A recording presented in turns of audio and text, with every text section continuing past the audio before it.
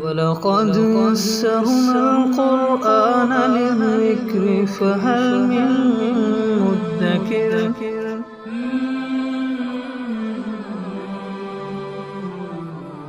سورہ آل عمران آیت نمبر 144۔ اعوذ باللہ من الشیطان الرجیم، بسم اللہ الرحمن الرحیم۔ وما محمد الا رسول قد خلت من قبلہ الرسل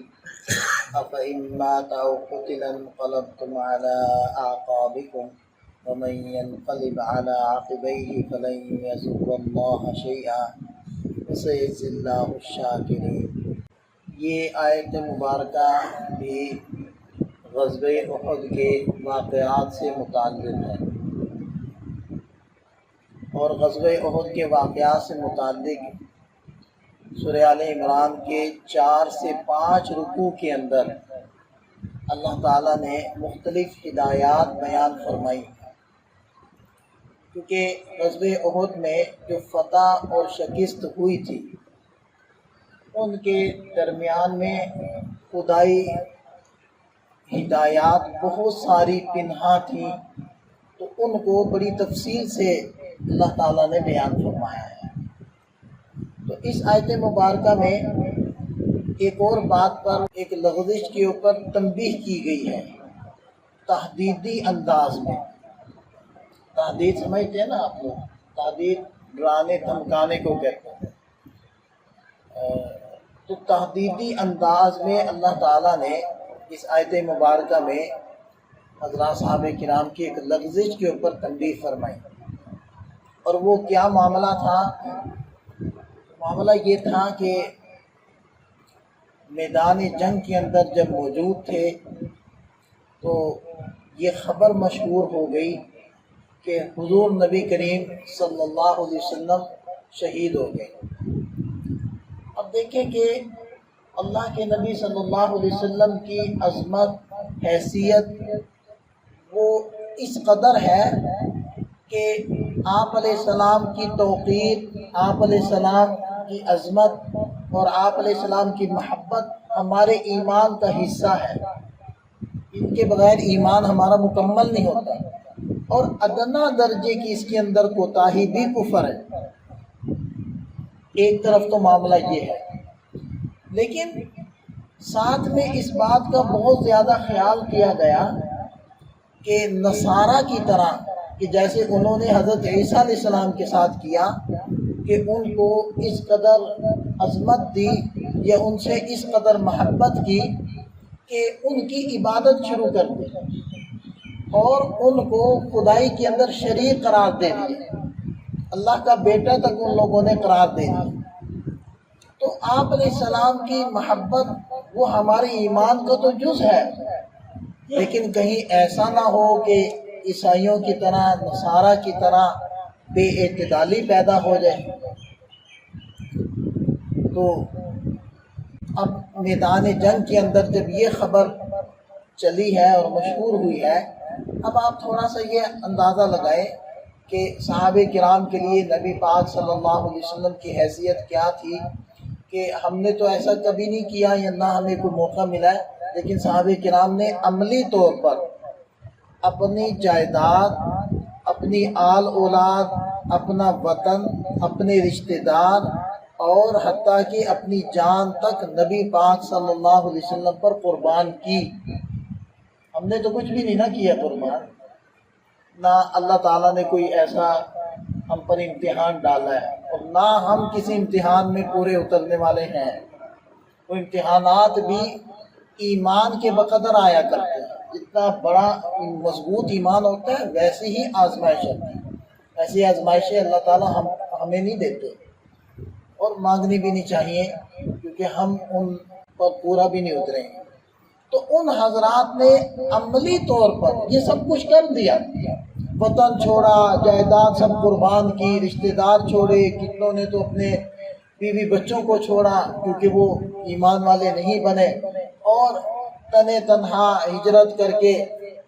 مدینہ طیبہ تشریف لے آئے، اور کتنوں نے اپنی جانیں بھی اس کے اندر قربان کی ہیں، اور پھر بدر کا واقعہ ہوا، پھر اس کے بعد احد ہوا، اور پھر کتنے جنگیں ہیں۔ تو یہ عملاً ان حضرات نے کیا، اب اسی عالم کے اندر انہیں پتہ چلے میدان کے اندر کہ ان کی ساری کوششوں کے محور اور ان کی ساری امیدوں کے مظہر وہ نہیں رہے، اب ان کے اوپر کیا بیتی ہوگی، یہ بات ان کے اوپر کیا بجلی بن کر گری ہوگی۔ تو ایسا ہی ہوا، بہت سارے حضرات نے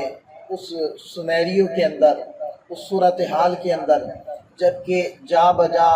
شہداء وہ پڑے ہوئے ہیں، مسلمانوں کے پاؤں اکھڑ رہے ہیں اور مسلمان پریشانی کے عالم کے اندر ہے، اس وقت میں جب ان کو یہ خبر ملی تو بہت سارے حضرات از خود رفتہ ہو گئے، یعنی بے اختیار ہو گئے اور ہتھیار پھینک دیے اور ایک طرف ہو کر بیٹھ گئے اور یہ سوچنے لگ گئے کہ اب ہمارا لڑنا اس کا کیا معنی، جن کے لیے ہم کر رہے تھے وہ تو رہے نہیں۔ اب یہ کیفیت اگرچہ چند حضرات پر طاری ہوئی اور انتہائی وقتی اور عارضی تھی،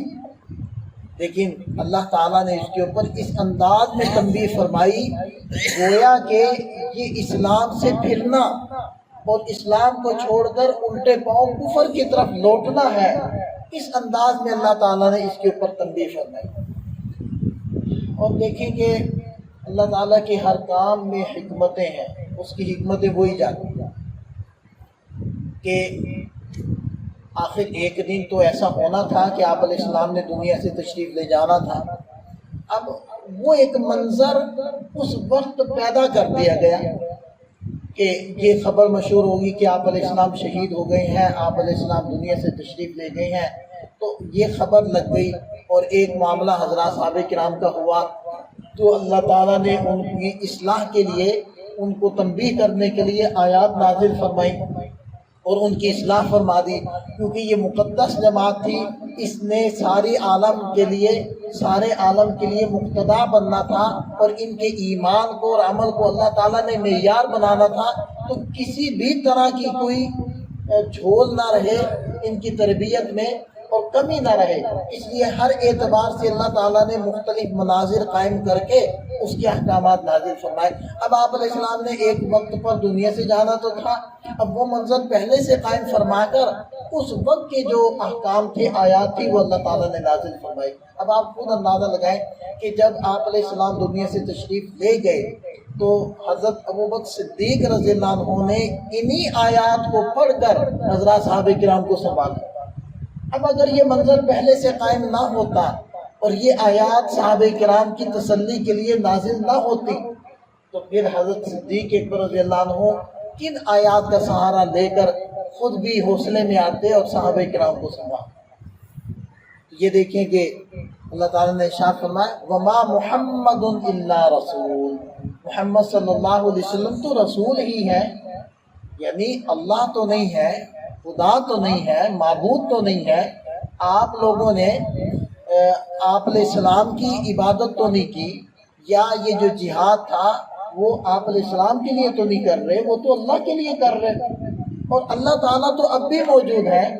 اللہ تو زندہ ہے، حی قیوم ہے۔ تو فرمایا محمد صلی اللہ علیہ وسلم تو رسول ہی ہے، قد خلت من قبلہ الرسل، ان سے پہلے بھی بہت سارے رسول ہو چکے۔ افإن مات، بھلا آپ اگر وفات پا جائیں، او قتلا،